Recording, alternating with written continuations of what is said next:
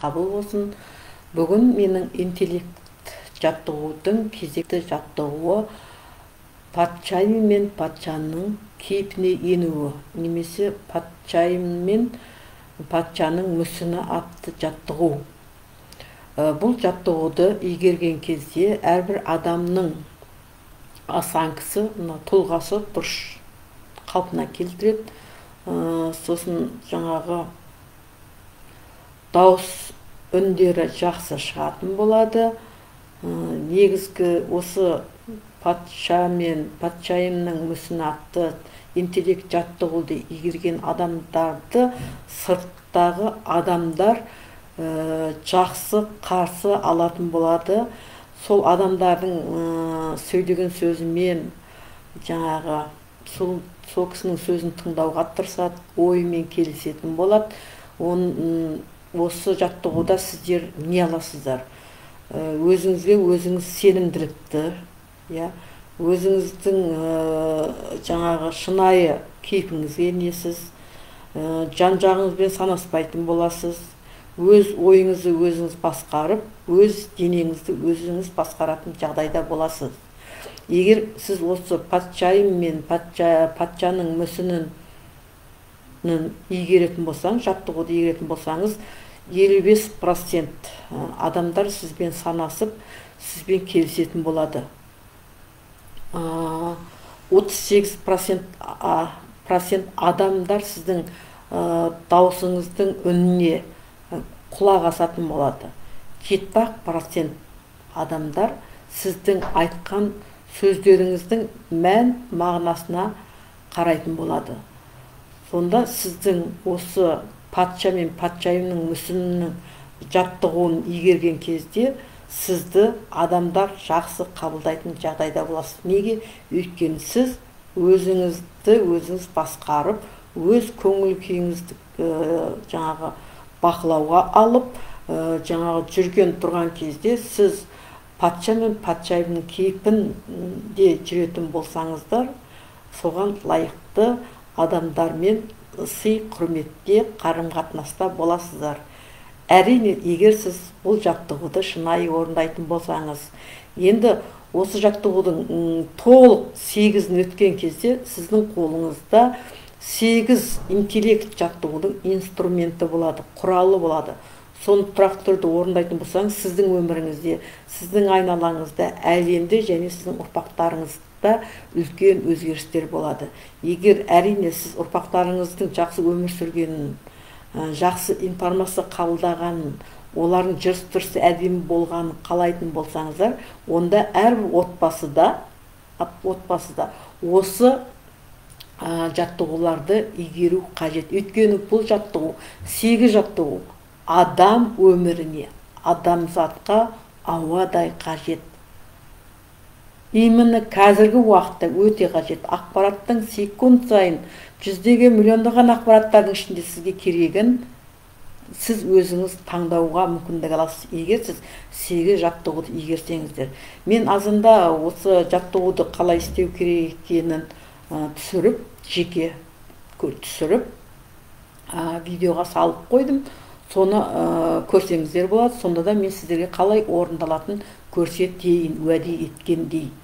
Сіздерден өтініш, осы видеомды көріп отырған әрбір адамдарға көмектесетін ниетіңіз болса, осы видеоларды достарыңызға таратыңыздар, сый ретінде таратыңыздар.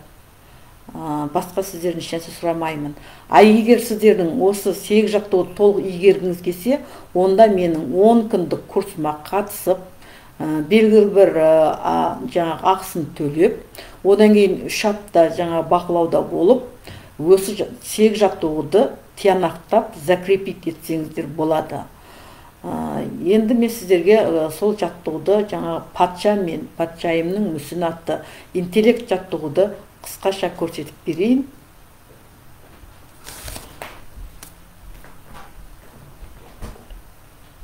Міне осылай қабырғаға тұрасыздар, тіке тұрасыздар да, тіке тұрасыздар, иықтарыңызды көтересіздер, осылай тұрасыздар. Одан кейін мына қолдарыңызды көтеріп, қолдарыңыз біраз шаршағанша бір 5 секундтай тұрасыздар, қолдарыңыз тыз етеді өз негізі. Сол кезде былай қарай бүйтіп жанына қарай қисаймай осылай былай орнына келесіздер. Одан кейін былай орнына келесіздер. Одан кейін мынау иектеріңізді иықтарыңызға әкеліп, одан кейін бастарыңызды жұлдызға қарағандай жоғары қарай көтересіздер, тартып, сөйтіп 1 секунд, 2 секундты тұрасыздар. Іштеріңізден 60 рет, 100 рет санаңыздар. Одан кейін қайтадан орнына әкеліп, одан кейін сол иыққа қарай бүйтіп иекті қоясыздар. Одан кейін көздеріңізді аспанға, жұлдызға қарағандай қиқаштап қарап, барынша тартасыздар. Сөйтіп 100-ге дейін санайсыздар. Одан кейін орнына келесіздер. Одан кейін былай жанына қиғаштап тұрып, былай шалқаясыздар. Осылай бастап, осылай шалқайып тұрасыздар. Осылай тұрасыздар. Одан кейін қолдарыңызды арттарыңызға жіберіп, былай тартыңыздар. Осылай. Одан кейін бүкіл денелеріңізді сілкілейсіздер. Аяқтарыңызға дейін сілкілеп, былай сілкілеп, тірп еткізіп, клеткаларыңызға қан жүретін жағдайға келтіресіздер. Одан кейін осы кейіпте, жоғалтпай осы кейіпте патшайым боп, немесе патша боп жүресіздер. Үйдің ішінде осылай жүресіздер, осылай. Осылай жүресіздер, тіке жүресіздер. Мен патшайым, патшайым деп. Баяғыда корольдер мен королеваларды қалдықтар күтіп алған, бастарын иіп күтіп алған. Солардың айтқан сөзін тыңдап, соларға қарай бас иіп тұрған. Сондай жағдайды сіздерді кешесіздер. Сондықтан сіздерге тапсырма күнде осы бүгінгі уақыттан бастап дайындап, ертеңгі сағат 2-ге дейін осы жаттығуды істеп, көшеге шықсаңыздар, далаға жүрсеңіздер, өзіңіздің мынау тұлғаңызды патшайым күйінде жүруге тырысыңыздар, және сіздің сырттағы адамдардың сізге деген көзқарасын бақылаңыздар. Қандай күйде боласыздар?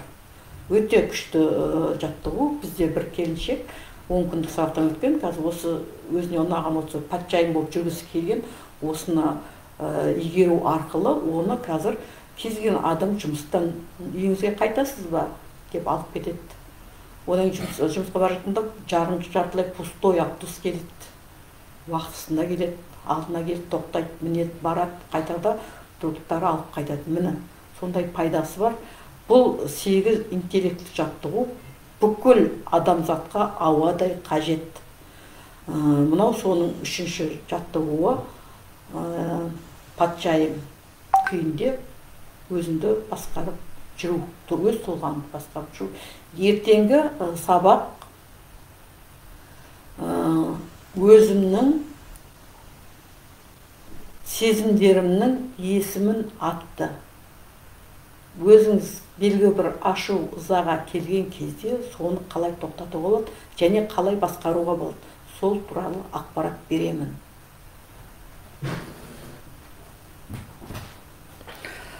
Міне менің сабағым қысқа бітті.